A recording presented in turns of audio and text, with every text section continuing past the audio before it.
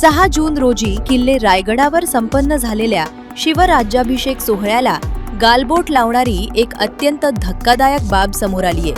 रायगडावर झालेल्या एका आक्षेपार्ह चित्रीकरण प्रकरणी आता शिवभक्त कमालीचे आक्रमक झाले आहेत। या प्रकरणातील संशयित लौकिक गोळे यांच्या विरोधात तातडीनं गुन्हा दाखल करून त्यांच्यावर कायमची रायगड बंदी घालण्यात यावी, अशी जोरदार मागणी अखिल भारतीय शिवराज्याभिषेक महोत्सव समितीने केली आहे।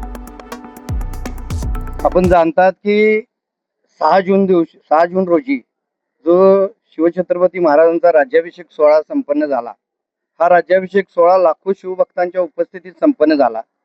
आणि हा सोहळा होत असताना गेली दोन दिवस जे शिवभक्त राहिले होते, जे 6 जूनच्या सकाळी प्रांतविधीसाठी इकडे तिकडे गेले असतील, जी काही आपली प्रांतविधीची घटना असते, आपण शौचालयाची एवढी मोठी सोय केली होती, तरी पण एका दुसरी व्यक्ती इकडे तिकडे गेली असेल नजर चुकीने, परंतु त्याचं विकृतपणे चित्रीकरण करून गोळे नावाच्या व्यक्तीने ते समाज माध्यमांच्या मध्ये प्रसारित केलं।